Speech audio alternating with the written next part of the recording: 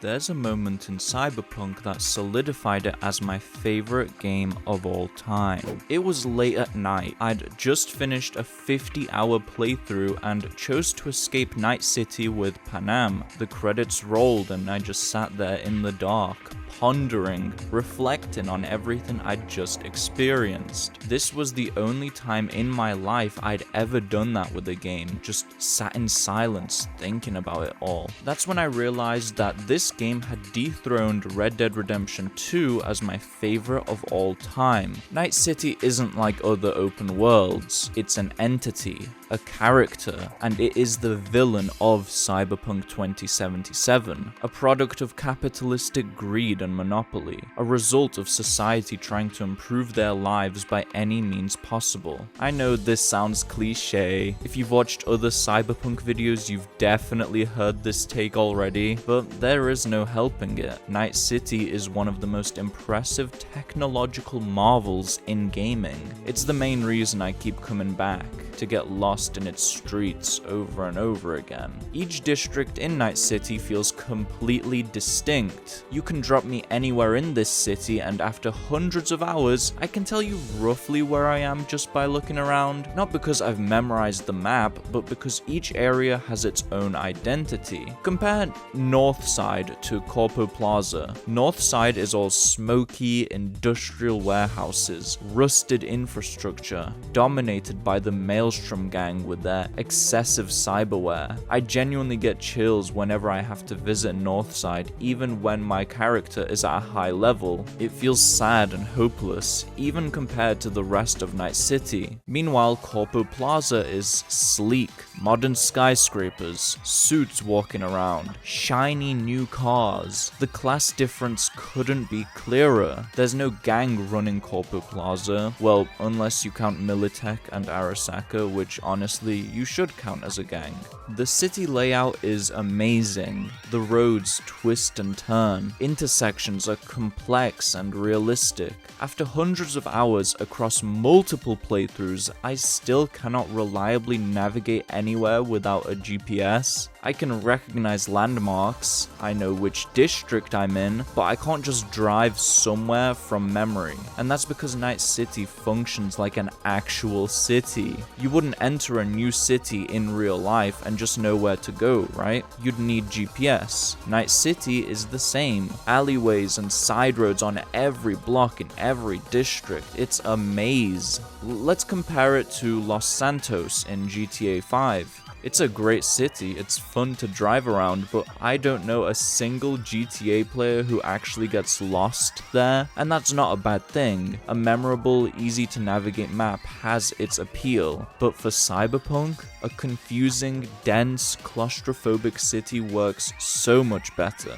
both gameplay-wise and thematically. CD Projekt Red actually consulted urban design experts to build the most realistic portrayal of a city possible, and it shows. Despite being confusing, none of the roads feel randomly placed. Everything serves a purpose. If you've watched my videos, you know I yap on and on about immersion constantly. It's one of the most important elements in games going for realism. Getting the player to feel genuinely present in the world is a massive achievement. But while I throw that word around a lot, there are very few games I'd call truly immersive.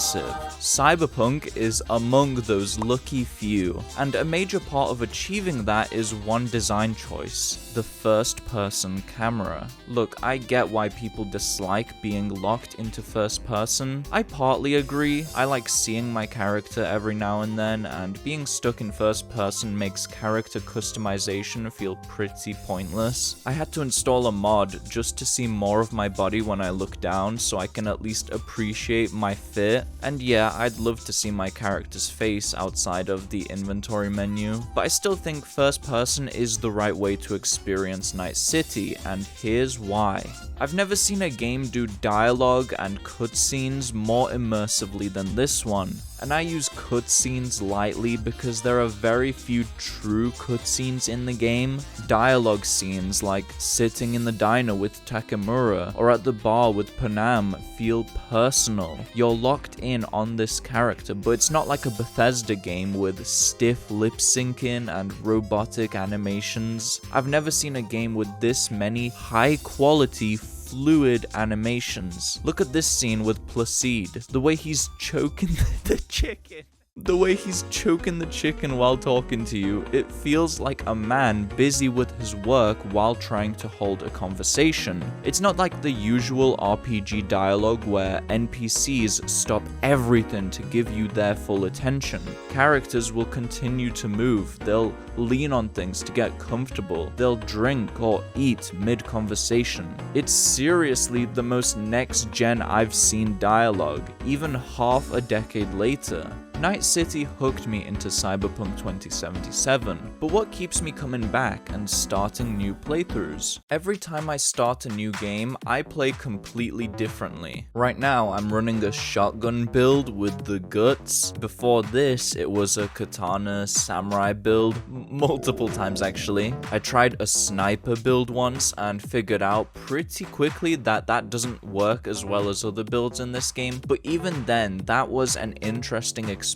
that made me adapt to different situations. While the skill trees are pretty basic, they're still massively fun to experiment with. Combine that with all the different weapons, both normal and iconic, and you have so much freedom in how you approach missions. The build potential is exactly why I keep coming back to this game. I mentioned I'm playing a tank shotgunner currently, and this is my first time using guts. You'll see it in the gameplay, but my god, it's so satisfying to blast enemies 10 feet back. Feel that recoil. It genuinely makes you feel like such a badass, like you're a character from Edrunners. But that's the point, Anti. Guts is the weapon that... I know. But what I'm saying is, I'm getting an entirely new experience just by using a different type of weapon. I haven't had a playthrough like this before, and trust me, I've played this game a lot. And this freedom to experiment carries over into the side content. There are 95 gigs in total, including Phantom Liberty. Each district has its own fixer who gives you missions tied to their goals and territory. And with basically every gig, you can think outside the box. There's so many different approaches to how you complete these missions. You're not locked into one path. You can get creative with how you want to handle things. For example, there's a gig where you need to take out a tiger claw boss called Jotaro at a club in Watson. On your first playthrough, you'd probably go in, fight through the gang, and kill Jotaro. End of mission. But several playthroughs later, I realized I could just climb a nearby building and snipe him through the window. Mission complete, never even had to enter the club. After all these playthroughs, I still haven't done a netrunner build, which is crazy to me. Netrunning is such a big part of the Cyberpunk world, and for me to not have dabbled in that feels like I've barely scratched the surface with the combat. I've seen clips though, and some of these netrunner builds are insane. You can straight up murder everyone in your vicinity with a single hack. Welcome back, Watch Dogs. But I don't replay this game just for the builds. There's a lot more that keeps dragging me back into Night City. More than the gameplay, more than the map design, and it's... But before we talk about that, I need to announce that channel memberships are now available. Woo! To name a few benefits, you get your username at the end of each video, exclusive behind-the-scenes community posts, and my deep appreciation and love. If this channel has made you feel some type of way before, consider joining if you want to support what I do. Anyway, Judy, Takemura, Panam, Johnny. The residents of Night City don't feel like ordinary quest givers. I rag on developers like Ubisoft constantly, but I can't help feeling scammed when I compare an Assassin's Creed world and its NPCs side by side with something like Cyberpunk. They have similar budgets, but while one tries to make a quick buck releasing annual slop, the other took years to create the most immersive world possible. Morally grey but well written written characters that feel lifelike, exploring themes and concepts other studios wouldn't dare to do. Shout out to Mike Pondsmith for laying the foundations, but CDPR's adaptation of this world is incredible. Take Takemura. He has relatively short screen time, but the arc he goes through in my head, from a potential threat to someone who has his uses, to someone I can genuinely understand and empathize with, even if I don't agree with his actions. There's so much depth to him. I could make an hour-long video about Takemura alone. He's blindly loyal to the corpo that saved him from the slums. He's honorable in a dishonorable world. Even in the end, he's under the delusion that Arasaka can be trusted. He's a good person transfigured by his environment into doing bad things. And there's even more to unpack with other characters, namely Johnny. Even after all the time I've put into this game, I still don't fully understand him. He's such an intentionally confusing mess that I still don't know whether to trust him. I know he's not a good person, but I like him. Cyberpunk is packed with themes and commentary, and every year since this game's release, it feels like it predicted so much. Corporate domination, loss of privacy, artificial intelligence being pushed into every corner of our lives. But weirdly enough, Cyberpunk is my comfort game, because despite how despairing Night City is, you can find slivers of hope everywhere. Good people fighting against the system, trying to stay moral in a place that wants to put them down. The Aldecaldo's questline takes you out into the Badlands and makes you feel free, escaping all that noise in exchange for genuine, heartfelt moments with the nomads. Cyberpunk is fun, it's chaotic and loud,